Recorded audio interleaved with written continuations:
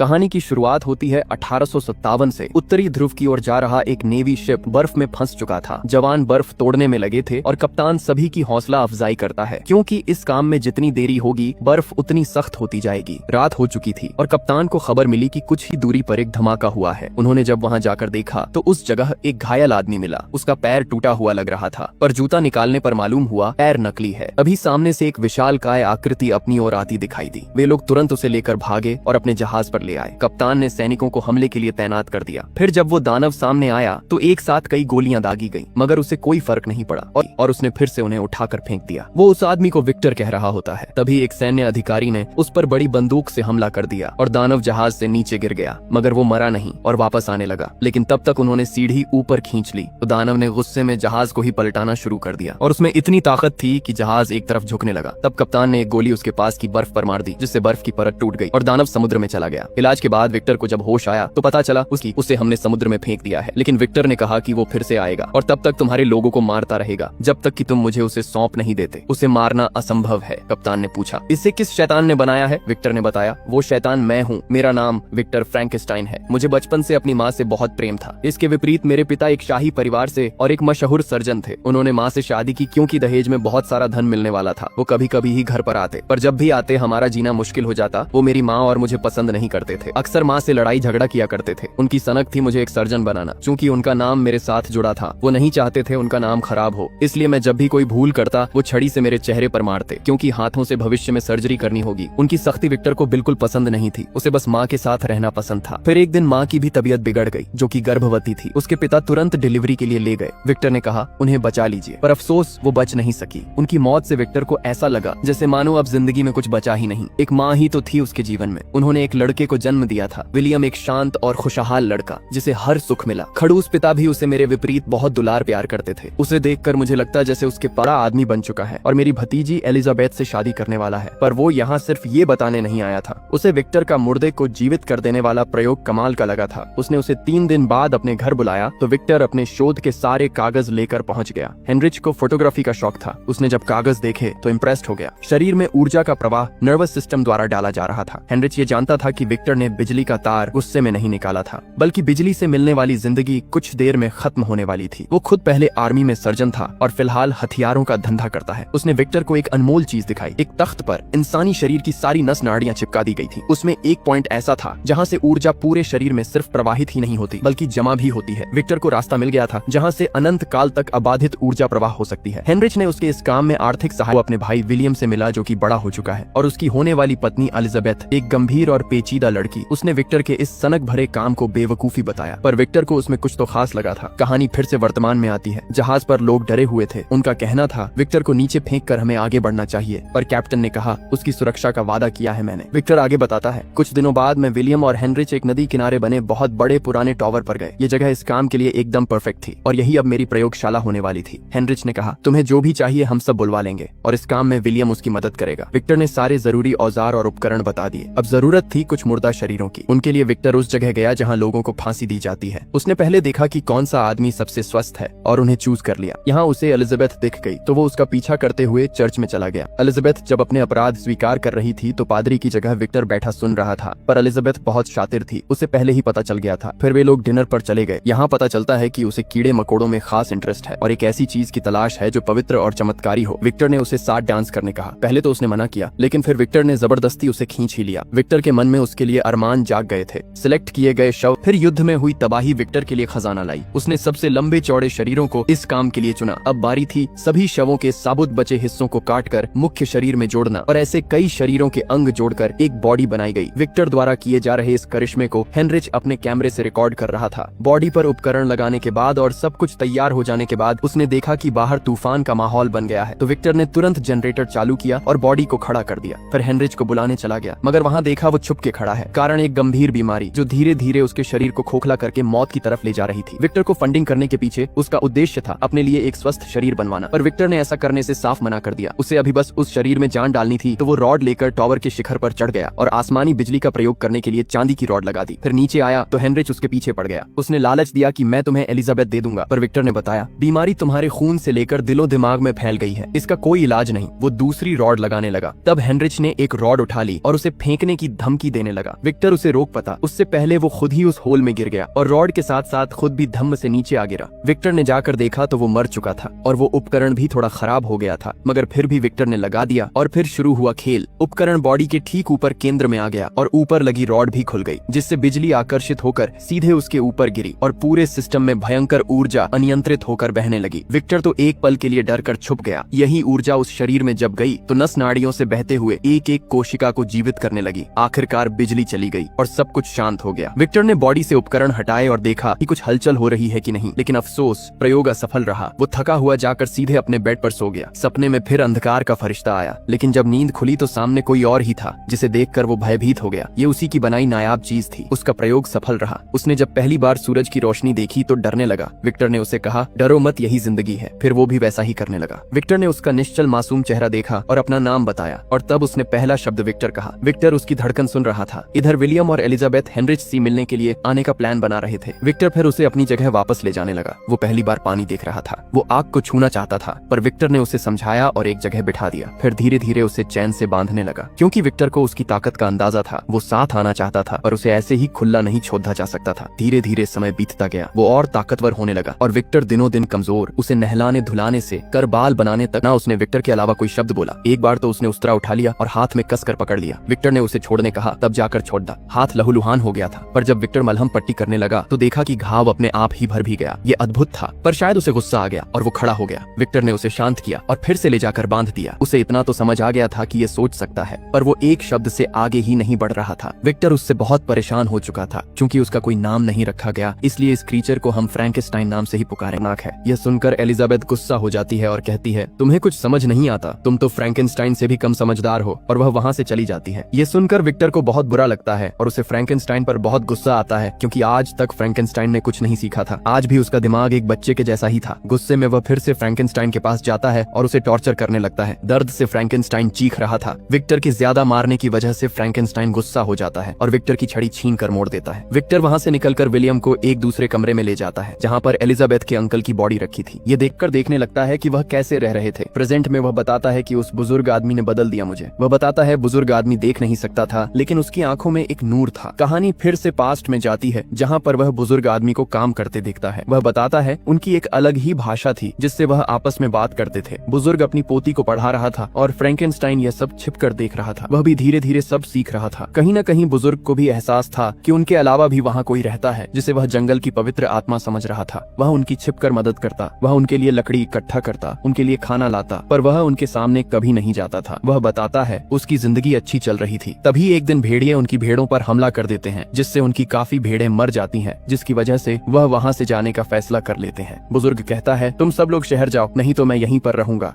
सभी शहर चले जाते हैं। वहाँ पर बुजुर्ग और फ्रैंकेनस्टाइन बस बचते हैं। फ्रैंकेनस्टाइन बताता है मैं बहुत डरा हुआ था, घबरा जाता है। अंदर जाते ही उस पर खूंखार भेड़िए हमला कर देते हैं। फ्रैंकेनस्टाइन एक एक को मार देता है, लेकिन बुजुर्ग बहुत जख्मी हो गया था। फ्रैंकेनस्टाइन बताता है मैं एक कचरे का ढेर हूँ, इससे ज्यादा कुछ भी नहीं। तभी शहर से वही लोग वापस आ जाते हैं। उन्हें लगता है कि बुजुर्ग को मारने वाला फ्रैंकेनस्टाइन है। वह उसको गोली मार देते हैं, लेकिन फ्रैंकेनस्टाइन को कुछ नहीं होता। वह बस वहाँ से जाना चाहता था, लेकिन वो लोग पीछे से उसे मारकर वहीं छोड़ देते हैं। सुबह होते ही फिर से फ्रैंकेनस्टाइन जिंदा हो जाता है। वह बताता है मैं तो मर भी नहीं सकता। उसके सभी घाव कहकर फ्रैंकेनस्टाइन वहाँ से चला जाता है। विक्टर भी उसके पीछे पीछे उसको खत्म करने के लिए चल देता है। विक्टर उसके पीछे जंगल पार करता है, बर्फ पार करता है। एक दिन विक्टर जब अपने टेंट में था, तभी फ्रैंकेनस्टाइन उस पर हमला कर देता है और उसे घसीट कर ले जाता है। फ्रैंकेनस्टाइन कहता है तुम मुझे मारना चाहते हो तो मारो, मुझे बारूद लगाओ, आग लगाओ और भागो। ये वही धमाका था जो शुरुआत में हमने देखा था। धमाके से विक्टर और जख्मी हो जाता है और फ्रैंकेनस्टाइन भी, लेकिन थोड़ी ही देर में फ्रैंकेनस्टाइन पहले की तरह हो जाता है। अब कहानी फिर प्रेजेंट में आती है, जहाँ विक्टर फ्रैंकेनस्टाइन से माफी मांगता है उसको ऐसा बनाने के लिए और इतनी तकलीफ देने के लिए। फ्रैंकेनस्टाइन भी उसे माफ कर देता है। वह कहता है अब इन सब बातों का कोई मतलब नहीं, तुम तो मुझे अकेला छोड़कर चले जाओगे, मैं तो मर भी नहीं सकता। विक्टर कहता है तुम अपना पूरा जीवन जीना और सबकी मदद करना। इतना कहकर विक्टर की मौत हो जाती है। फ्रैंकेनस्टाइन भी वहाँ से चुपचाप चला जाता है। लास्ट में वह कैप्टन की बर्फ में फंसे जहाज को भी धक्का देकर निकाल देता लेता है और कल की उम्मीद में निकल जाता है अपने जीवन के एक और सफर पर। आज की मूवी यहीं पर खत्म होती है। अगर आपको मूवी अच्छी लगी हो तो लाइक सब्सक्राइब जरूर करें। साथ ही